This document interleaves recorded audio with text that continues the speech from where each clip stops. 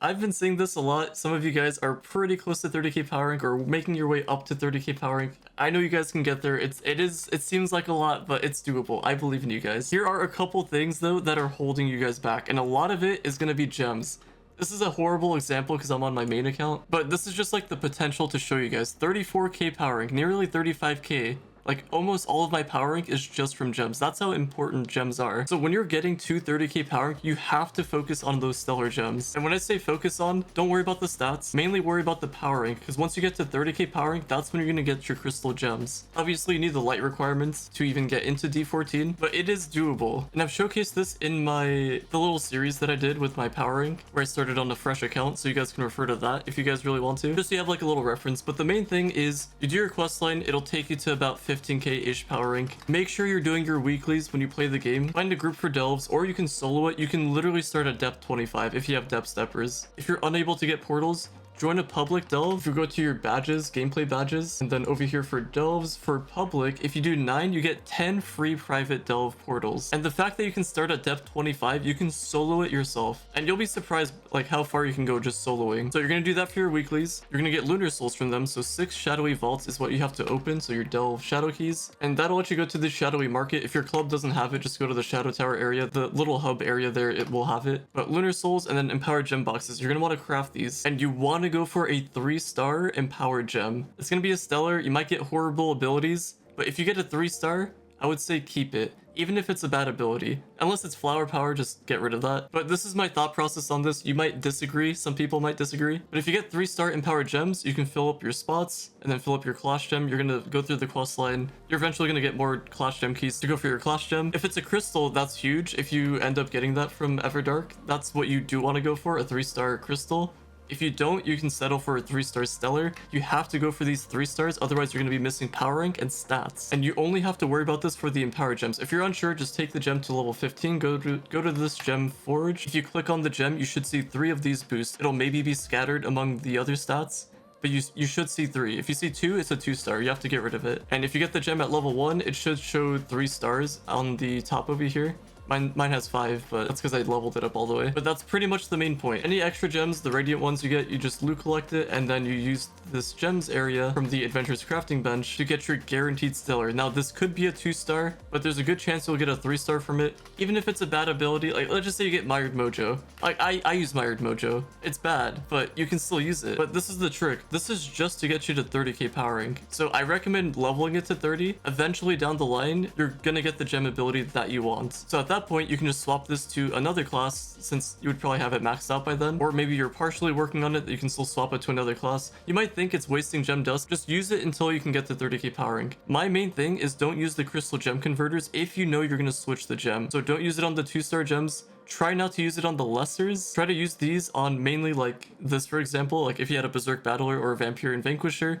Use it on that because you will get extra lights, and it boosts up your power rank by 400, I believe. It was like 300 or 400 power rank. It's a little bit, but it does add up in the long run. But yeah, it is a tough grind. You're gonna have to put in a lot of work grinding out gem dust. I believe in you guys though, you can do it. You'll get to the point where you can solo D12. This is where you can get your stellars, and even in D13 you can get your stellars. And then for topside, it's a little bit weird, but you get your stellars at Mega Dark D13. But you want to do what you can to get to this 30k power rank mark, just so you can start farming your crystal gems. That's when you can worry about stats. Don't worry too much about the stats. Don't worry about using your augment materials. Don't use any of this until you get a gem that you're gonna keep. And like I was mentioning with those crystal gem converters, once you get your gems to 25, assuming they have good power rank, I recommend getting the mod that lets you know the percentage. I believe it was this mod over here, redesign tooltip. I'm pretty sure it's this one. Somebody might be able to correct me if I'm wrong, but I'm pretty sure it's that one. And that'll show you the percentages on the gem. It's gonna be really weird if you have a 2-star, the percentage. And if you get a level 1 gem that has a horrible percentage, don't worry, level it up to 15 regardless, because you might be able to get good boosts. Because you get the boosts at level 5, 10, and 15. And they can be good rolls or they can be bad rolls. So that's how you're gonna determine if the gem is gonna be usable or not. So ideally, you wanna shoot for at minimum 50%. At a level 15, and obviously if the higher the better, because less augmenting you'd have to do,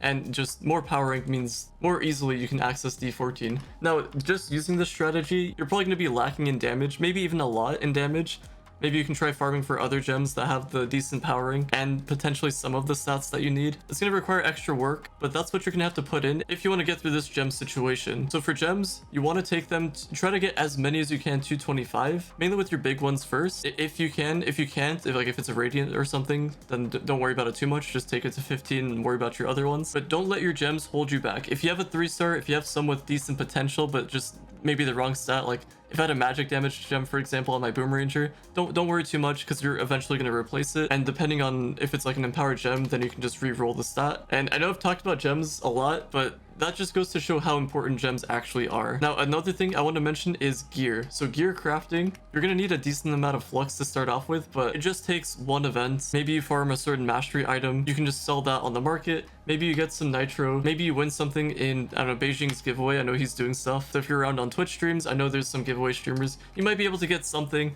Just sell that. I believe you needed 2 to 3 mil-ish. That's like give or take, because you will need the Forged Stellar Souls as well as the Radiance. You might have to buy them from the market. It is 50, so it's not like a huge amount, but there's also like other resources you might need to farm for, or if you don't want to farm it, you can try buying it from the market. So that's why the flux is just like give or take. You'll have to get the molds. I've heard tricks about this though. If you get like a relic, I think, or a legendary, like a very low tier item, you can forge it, I think it was 3 times, and then loot collect it for the mold. I believe that was the method. Something like that. That process takes a little bit more time because you have to actually find the loot. As long as you're farming, you can easily get it. You can do that strategy, forge it 3 times, loot collect it, or just loot collect your gear for the block of elements. You will need a ton of that. And when you're doing this bench, yeah, you want to focus on block of elements, obviously, because that's what you need to finish this entire thing. But if we go back to one of my previous videos of combining your farms to make them more efficient, you want to combine collecting the loot with like collecting gems, for example. A lot of us need gems, so combine your farms as much as possible to maximize your output. Because if you're just farming for one thing, it'll slow you down in other things. And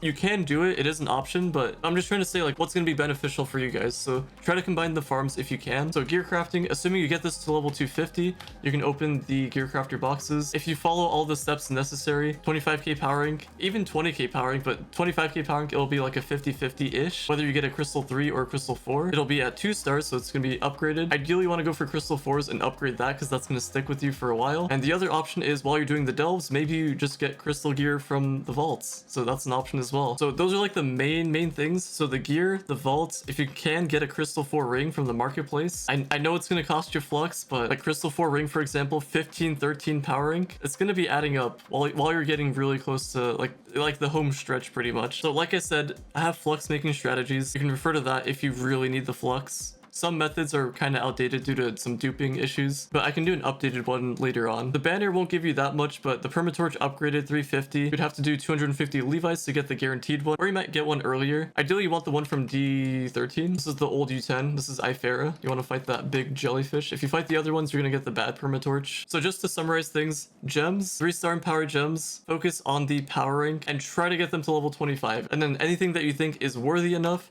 go to the gems tab and use a crystal gem converter on it. That'll get you extra powering. And ideally, you'd want to use it on a gem that you're going to keep because you don't want to waste that. That's 15k cubits or credits if you go with the credit route. So if you're going to keep the gem, make sure it's like a good ability empowered gem. If you go for the lesser, make sure it's a really good lesser. And obviously, like I said, just make sure you're not replacing it so that way you're not wasting this. But yeah, so we got all that out of the way. Let me also mention that there's a bunch of free dragons you can go for that don't even require dragon coins. So Alburn, Fortress, those don't require dragon coins. Those are the Trove of Wonder ones, and they're just in the marketplace. They used to be pretty expensive, but now they're just scuffed, 240k. And on console, I don't even want to imagine what these are at. And then there's the blue scale dragon you would get from the Forbidden Spires area.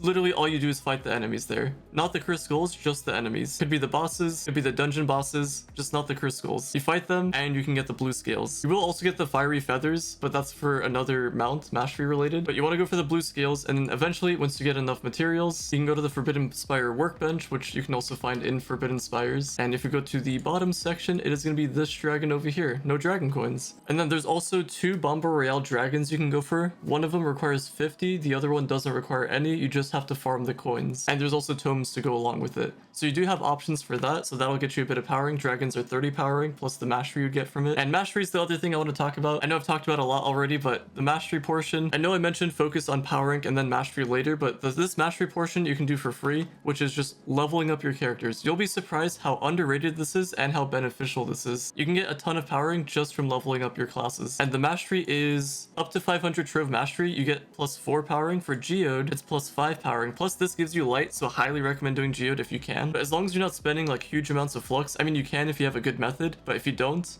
worry about it too much. You can focus on events that come out or anything like that to get you that extra bit of powering. It's +4. It may seem like a little, but it'll add up in the long run. But yeah, those are going to be the main ways of getting your powering to 30k. Do that and it'll unstuck you, because I'm sure you guys are probably close to getting 30k powering, or maybe you're watching this video and you're above 30k powering. But if you have any other advice for people that may need it, drop it down in the comments down below. I know I didn't mention primordial dragons, but that's mainly because I would prefer you wait for the cosmic primordial, and you'll need that to get to 45k powering. All the primordial dragons, that is. But like if you do other things to get your powering, then that works too. You don't have to do exactly what I said. Whatever I said is just like an outline. But either way, hopefully you guys have enjoyed. Drop a like, subscribe if you're new to the channel, or if you find yourself coming back, and I'll talk to you guys later.